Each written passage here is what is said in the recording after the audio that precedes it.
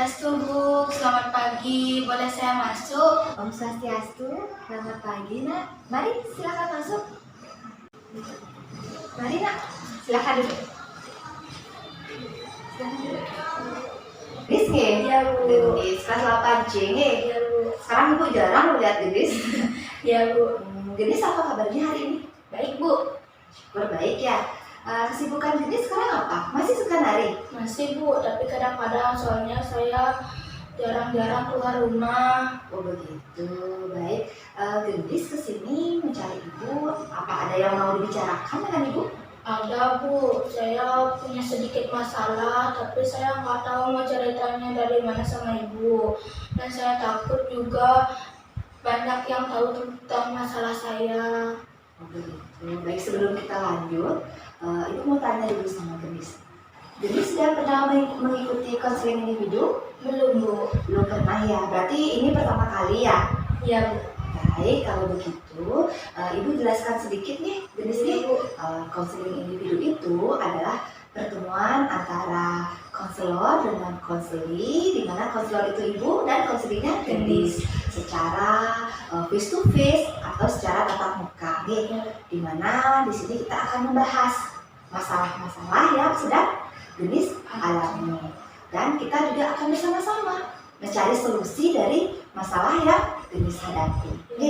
Nah, dalam konseling individu ini ada yang namanya beberapa asas. Ya, di antaranya itu yang pertama asas keterbukaan. Jadi ibu harapkan di sini Gendis terbuka tentang masalah yang Gendis hadapi. Ya, jujur menyampaikan masalahnya sehingga nanti kita bisa mencari solusi yang tepat. Ya. Dan yang kedua namanya asas kesukarelaan, di mana Gendis bersukarela melaksanakan konseling individu ini. Tidak ada paksaan dari orang lain. Gendis ada paksaan dari orang lain? Tidak. Berarti memang dari diri sendiri. Ya, baik. Dan yang terakhir adalah asas kerahasiaan. Tadi Gendis kan menyampaikan dengan ibu kalau takut nanti ada banyak orang yang tahu nih. Jadi Gendis tidak perlu takut, tidak perlu khawatir. Karena dalam konseling individu ini kerahasiaan Gendis dijamin nih. Masalah Gendis tidak akan sampai kemana-mana. Jadi rahasia Gendis ataupun masalah yang Gendis hadapi tidak akan ibu ceritakan kepada orang lain. Ya. Dan untuk Niki sudah bisa dipahami Gendis? Sudah, Bu. Sudah ya, berarti sudah bisa dipahami ya Gendis ya? Sudah. Baik. Untuk waktunya kita sepakati nih, waktunya 40 menit. Bagaimana Gendis? Rasanya cukup? Cukup, Bu. Cukup, ya baik, cukup. Gendis, untuk memulai kegiatan, alangkah baiknya kita berdoa dulu nih, supaya kegiatan yang kita laksanakan pada pagi hari ini bisa berjalan dengan lancar, baik, dan bisa menemukan solusi dari masalah yang Gendis hadapi ya. Doanya ibu pimpin ya. Ya, Bu. Mulai kegiatan kita berdoa dimulai. Berdoa selesai. Baik, sekarang kita lanjutkan ya Gendis ya. Sekarang Gendis bisa ceritakan masalah yang Gendis alami seperti apa. Gini, Bu, saya kalau di kelas itu mudah lelah dan mengantuk sampai-sampai saya dimarahi dengan guru mapel karena saya ketiduran. Nah, dan saya juga ketahuan bermain HP pada saat jam pelajaran, dan saya dimarah sama guru mapel. Oh begitu. Sebelumnya Gendis sering tidak begitu? Apa saat jam pelajaran saja? Saat jam pelajaran, Bu. Saat jam pelajaran udah lelah nih. Iya, Bu. Kalau boleh ibu tahu saat di rumah Gendis kegiatannya apa saja? Belajar kadang-kadang dan membantu orang tua kadang-kadang. Kalau tidak belajar ataupun tidak membantu orang tua, biasanya kegiatan Gendis apa? Bermain HP sambil rebahan. Bermain. Tadi Gendis kan menyampaikan ke ibu kalau tidak belajar terus membantu orang tua, Gendis bermain HP. Nah, kalau boleh ibu tahu nih lagi, Gendis berapa lama main HP-nya? Nggak tentu sih, Bu. Kadang-kadang saya sampai larut malam sampai jam 1, jam 2 gitu, Bu. Sampai sampai larut malam itu main HP ya? Tidak bisa tidur, orang tua nggak mengecek itu ke kamarnya gadis? Enggak Bu, soalnya saya matiin lampu terus saya tidak tidur gitu. Itu sampaikan ke ibu kalau gadis belum bisa mengontrol diri dalam menggunakan HP nih, menggunakan HP, bermain HP sampai larut malam, sampai jam 1 jam 2 dini hari nih. Mungkin karena itu yang membuat gadis mudah lelah dan ngantuk di kelas nih. Saya rasa juga begitu Bu. Baik gadis, sekarang ibu mempunyai sebuah video di mana video ini tentang bahaya penggunaan gadget atau HP yang berhenti nih. Nanti gadis bisa setelah menyimak videonya, gadis bisa tuliskan ini namanya LKPD. Di LKPD ini nanti gadis tuliskan dampak apa saja yang disebabkan oleh penggunaan HP yang berhenti nih. Sekarang simak dulu videonya ya. Apakah kalian sering menggunakan gadget? Kalau iya, seberapa seringkah kalian menatap layar gadget setiap harinya? Gadget itu banyak manfaatnya, tapi bisa membahayakan kesehatanmu juga loh. Efek cahaya dari layar gadget akan membuat mata kita lelah, pegal, terasa terbakar, gatal, pandangan menjadi kabur, gangguan waktu tidur, dan pusing.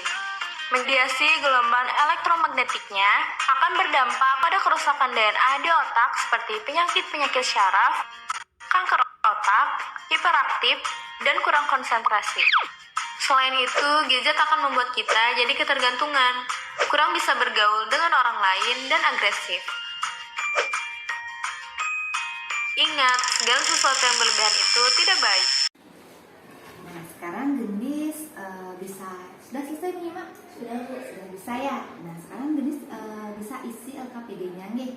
Jadi bahaya apa saja, terus dampaknya dari penggunaan HP yang berlebih nih. Isi identitas dulu, kemudian nanti lanjutkan mengisi dampaknya nih.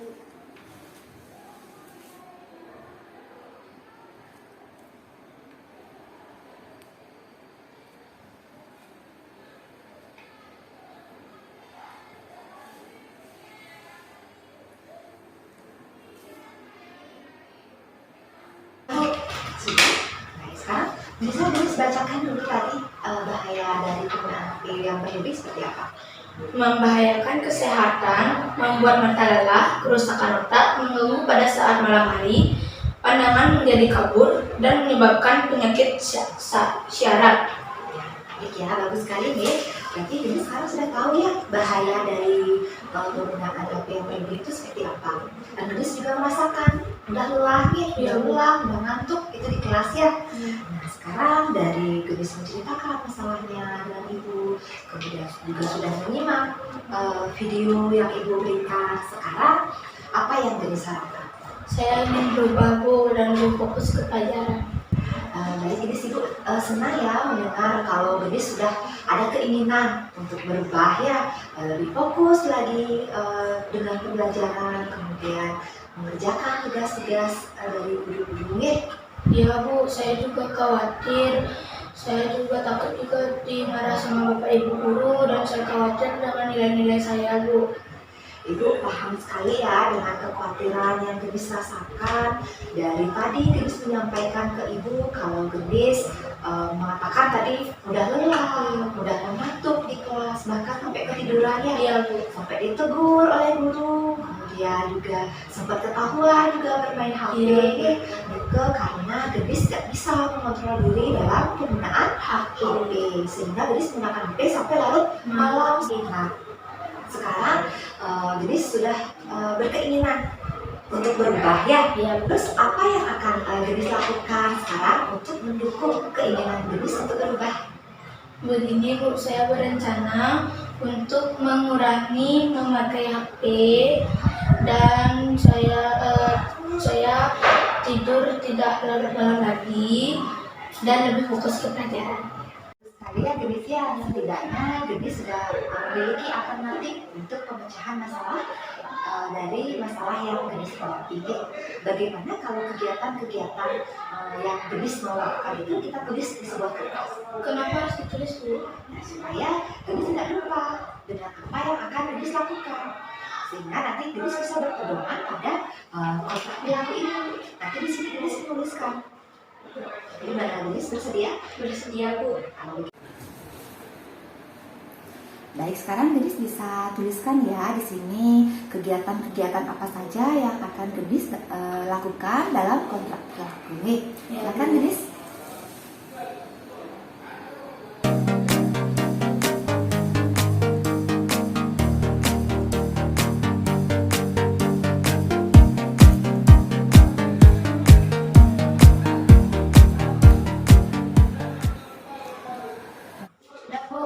Sudah selesai Gendis? Nah, sekarang coba Gendis bacakan sekarang kegiatan apa yang Gendis tuliskan dalam kontrak perilaku tersebut. Tidak bermain HP terlalu lama, lebih banyak menggunakan HP untuk belajar, tidur lebih lambat jam 10 WITA, lebih banyak berkumpul dan membantu orang tua. Baik Gendis, sekarang kertas ini silakan dibawa nih. Nah, jadi setiap Gendis melakukan kegiatan apapun, Gendis berpedoman pada kertas ini. Pada kegiatan yang apa sudah ditulis dalam kontrak perilaku ini. Mulai kapan Gendis mau melakukan? Mulai besok Bu. Mulai besok harusnya Gendis ya semakin cepat semakin baik ya. Ibu yakin kalau Gendis bersungguh-sungguh serius dengan apa yang sudah Gendis tuliskan dalam kontrak perilaku itu, Gendis akan bisa menyelesaikan masalah yang sedang Gendis alami. Ya Bu, saya akan melakukannya dengan sungguh-sungguh. Baik Gendis, dari apa yang sudah kita laksanakan tadi, kegiatan konseling yang sudah kita laksanakan, bisakah Gendis sekarang menyimpulkan apa saja yang sudah kita bahas pada pertemuan hari ini? Baik Bu, saya akan menyimpulkan saya sering lelah, mengantuk, sehingga saya ketiduran di dalam kelas pada saat jam pelajaran. Dan saya juga sering ketahuan bermain HP pada saat jam pelajaran. Pada akhirnya Bapak Ibu guru yang mengajar di kelas memarahi saya. Baik, jadi Gendis sudah mengerti nih apa yang akan Gendis lakukan ke depan nih. Sudah Bu, saya sudah mengerti. Baik, kalau sudah mengerti, Ibu ingatkan kembali nih sebelum sesi konseling ini diakhiri, Ibu ingin mengingatkan kembali untuk Gendis melaporkan kegiatan-kegiatan yang sudah Gendis catat dalam kontrak perilaku dalam sesi konseling berikutnya. Baik Bu. Baik, kalau begitu Ibu rasa kegiatan kita sudah menemukan titik terang ya dari masalah yang sudah Gendis hadapi nih. Ya Bu, sudah. Kalau sudah ada yang mau ditanyakan kembali Gendis? Tidak Bu, tidak Bu. Nah, Ibu harap juga ke depannya Gendis bisa lebih baik lagi, lebih fokus dalam pembelajaran dan bisa mengontrol dalam penggunaan HP nih. Ya Bu, terima kasih Bu. Nah, karena konseling individu sudah berakhir, Ibu mempunyai lembar evaluasi ya. Sekarang mohon Gendis mengisi lembar evaluasinya nanti sebagai acuan Ibu untuk konseling individu selanjutnya ya. Ya Bu. Sekarang isi identitasnya, kemudian baca petunjuk, kemudian centang yang sesuai dengan yang Gendis rasakan ya. Ya Bu.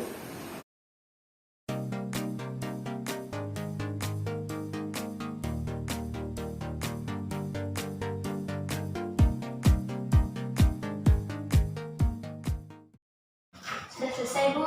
Sudah selesai ya. Baik, Gendis, karena waktu sudah juga menunjukkan ya, waktu kita sudah selesai, Ibu juga berterima kasih Gendis sudah mau datang menemui Ibu nih. Ibu harapkan ke depan Gendis bisa lebih maju lagi, lebih fokus dalam pembelajaran dan bisa mengontrol diri dalam penggunaan HP ya. Dan Ibu harapkan juga Gendis nanti bisa datang lagi jika menemukan masalah atau mengalami masalah bisa mencari Ibu kembali. Ya Bu, terima kasih atas bantuannya. Ibu rasa juga sudah cukup nih waktunya supaya tidak mengganggu jam pelajaran. Sekarang Gendis boleh balik ke kelas ya. Ya Bu, saya pamit Bu. Oke.